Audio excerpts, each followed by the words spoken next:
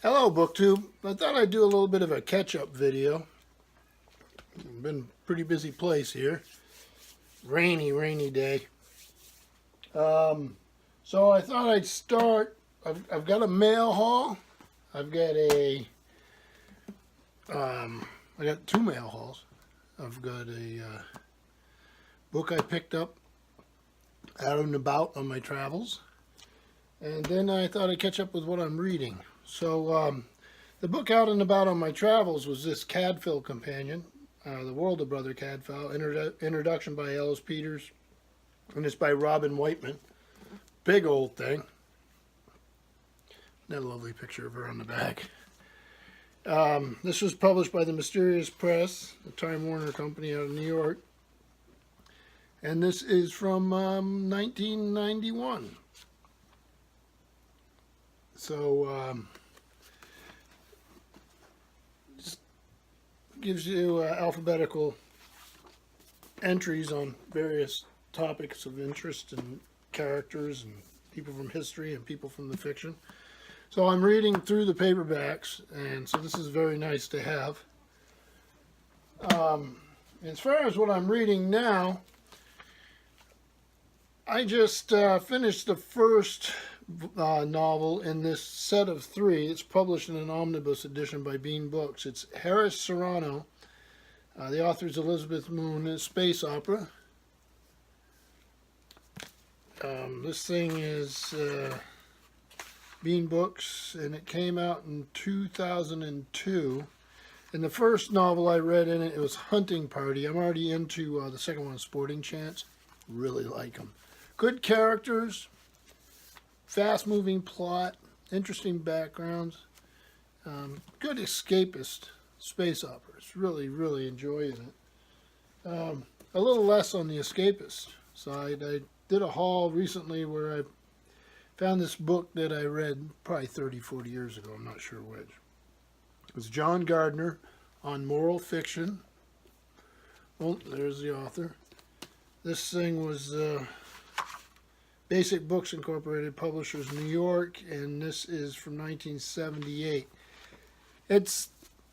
I read it a very long time ago, so some of it I'm remembering, some I'm not so much, but the tone is a little different than I remember, and I'll work through it a little farther before I say anything about that, but I'm enjoying it.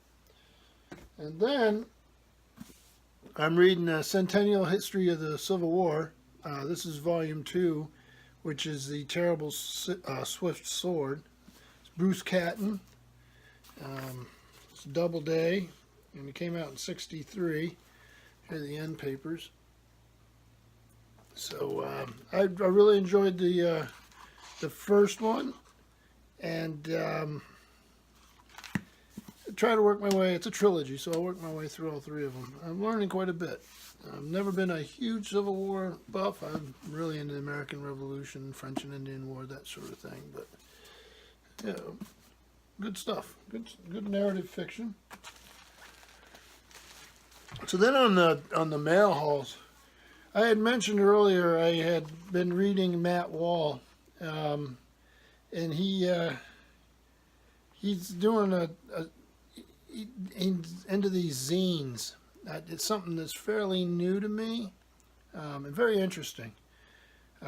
He sent me along part 2 and 3 of Fight Night, where he has his pulpy crime fighter, the Gavel. So the origin story. I really enjoy. I like the tone of the stories. I like the and it's almost a nostalgic, trip back to the old pulp. So he had previously sent me the first one, so he sent along number 2 and 3, and this is Weird Mask. And let's see here. I also have been listening to his Pulp Fiction Literary Podcast and enjoying that very much. So thank you, Matt. I really appreciate it. And that was exciting. And then today, see how I can do this here. Take this sticker off. I got a package from Hyde Cottage, Mr. Donahue. And I did not even think about bringing scissors up here. which maybe you'll know if I have to cut out because I couldn't open the thing. No, I get it. So I still owe Steve a tag. And then we're doing a read-along next month. So what do we have here? Oh my. Okay. Wonderful. I just mentioned that I was into Revolutionary War and early American history. So this is George C. I believe you pronounce it Doohan. Lexington and Concord, the battle heard round the world. Look at that cover. And it's, let's see here.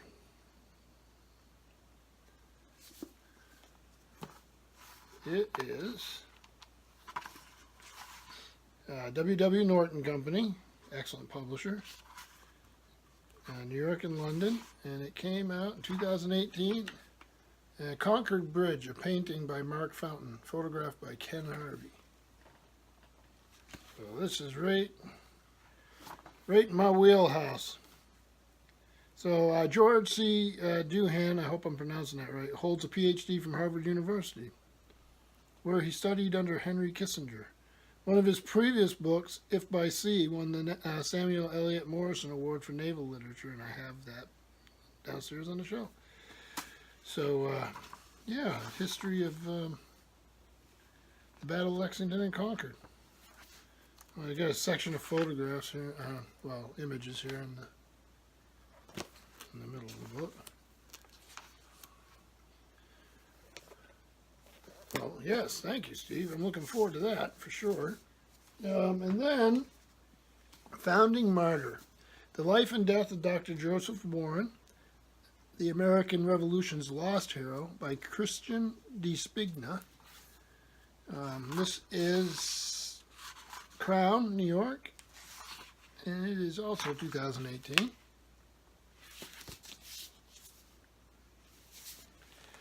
So, has wow, blurb by Eric Foner, Nathaniel Philbrook, Joseph Ellis, and Herbert Sloan.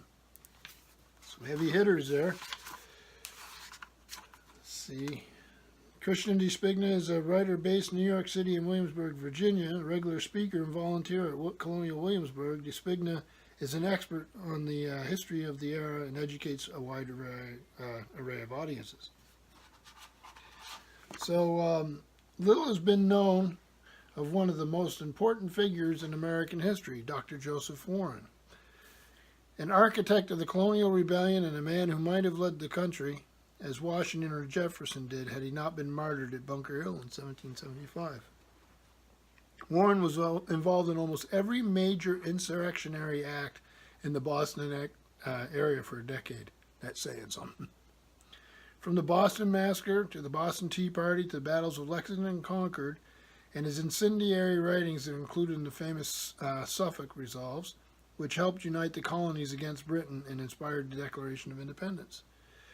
Yet after his death, his life and legend faded, leaving his contemporaries to rise to fame in his place and obscuring his essential role in bringing America to independence. So that sounds quite interesting. So, this also has some reproductions. I'm looking forward to reading that. Like I say, it's got some heavy hitters for the blurbs on the back. So thank you, Steve. Thank you, Matt Wall. Been a good book day. Spent part of the day today at the library, and then, of course, the rest of the week I'll be there. And getting ready for autumn. The children's and adult reading programs are winding down. We got some fall events coming up, so working on those and getting ready to put some new books into the library and start hunkering down, dare I say it, for fast approaching winter. So thank you, BookTube.